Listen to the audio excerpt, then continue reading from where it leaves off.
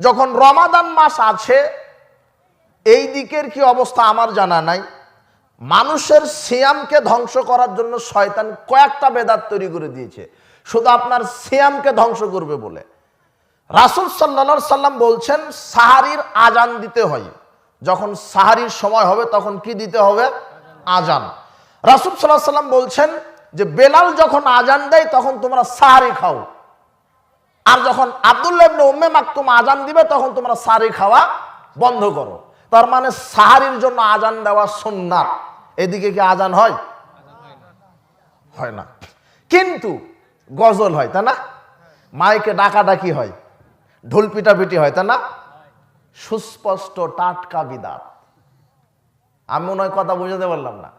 মুহাম্মদ সাল্লাল্লাহু আলাইহি সাল্লাম বলছেন যে সাহারির আজান দিতে হবে, কিন্তু আজান না দিয়ে ওখানে গজল চালু হয়েছে, বলছে যে আর মাত্র আধা ঘন্টা বাকি আছে, আপনারা উঠে পড়ুন, এভাবে বলে নাকি? হ্যাঁ, সুস্পষ্ট বিদাত।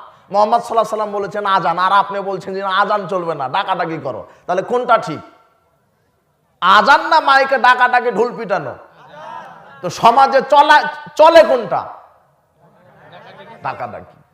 আমার বক্তব্যের বিষয় কি? সমাজে প্রচলিত ভ্রান্ত আমল। তো একটা ভ্রান্ত আমল আপনাকে দেখাতে পারলাম কিনা? মুহাম্মদ সাল্লাল্লাহু আলাইহি সাল্লাম বলছেন আজান, আর আপনি বলছেন আজান বাদ দাও, ঢোল পিটাও। দেখেন, আপনার সিয়াম প্রথমেই ধ্বংস করার শয়তান বেদাত তৈরি করে দিল, আপনার সিয়ামই কবুল হতে দিবে না। এরপরে ঢোল পিটিয়ে যখন আপনাকে উঠালো, এখন আপনি সাহারি খাবেন, তখন আপনি নিয়াত করছেন নাওয়াইতু আন আসুমা গাদাম মিন শাহরি রমাদান, নাওয়াইতু আন আসুমা গাদাম মিন শাহরি রমাদান, নাওয়াইতু আন আসুমা গাদাম মিন শাহরি রমাদান। আমি নিয়ত করছি রমাদানের সিয়াম রাখবো আগামীকাল।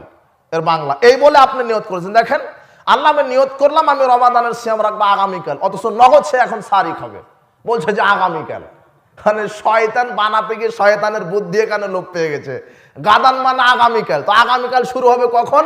সূর্য ডোবার পরে, মানে মাগরিবের পরে আগামীকাল হবে, মানে ও মাগরিবের পরে সিয়াম রাখার নিয়ত করলো, অথচ এখনই সাহারি খেয়ে সিয়াম রাখবে।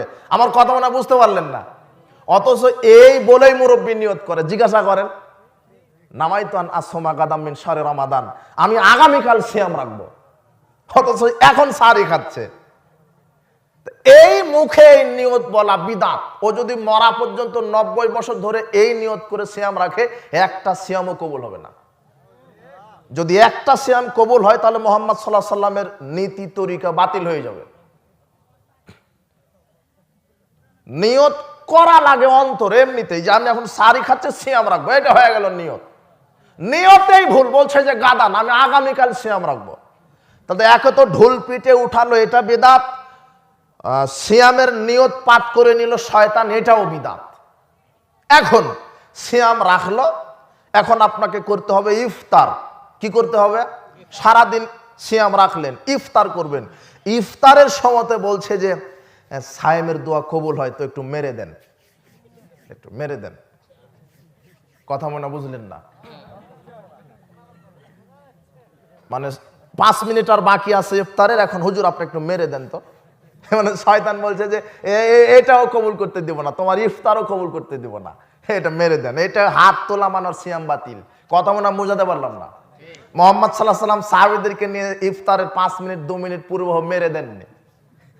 এমনিতেই দোয়া করেন, দরুদ পড়েন, আল্লাহর কাছে ক্ষমা চান, সায়েমের দোয়া কবুল হয়। তো ইফতারের সময়তে না সব সময়তে? সব সময়তে। ইফতারের পূর্বে সায়েম দোয়া করলে দোয়া কবুল হয়, এই হাদিসটা যঈফ।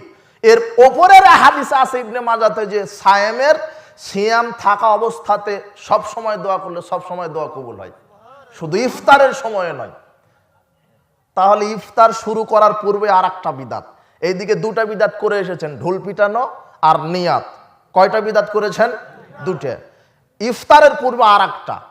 এখন ইফতার করার সময়তে বলছেন আল্লাহুম্মা সুমতু লাকা আফতারতু আলা রিজকিকা, এই দোয়াটা পড়া বিদাত। মুহাম্মদ সাল্লাল্লাহু আলাইহি সাল্লাম এটা বলতে বলেননি। ইফতারের কোনো দোয়া নেই, বলবেন বিসমিল্লাহ। বলেন তো কি? বিসমিল্লাহ। বিসমিল্লাহ বলে পেট পুরে খেয়ে যখন শান্তি পাবেন তখন বলবেন যাহাবাল জামাউ আবতাল্লাতুল কসাবাতাল আজরু ইনশাআল্লাহ। আল্লাহ চায় তো আমার নেকি নির্ধারিত হয়ে গেল, আমার সেরা পশুরা সিক্ত হলো, তৃষ্ণা মিটে গেল। আল্লাহ চায় তো আমার জান্নাত নির্ধারিত হয়ে গেল। এটা মুহাম্মদ সাল্লাল্লাহু আলাইহি ওয়াসাল্লাম বিসমিল্লাহ বলে ইফতার করে এই দোয়া পড়েছেন। ইফতারের দোয়া বিসমিল্লাহ, বলেন তো কি? বিসমিল্লাহ। তাহলে 4টা বিদাত করার পরে আপনি ইফতারে ঢুকতে পারলেন। তার মানে আপনার সিয়ামটা শয়তান ধ্বংস করে দিল।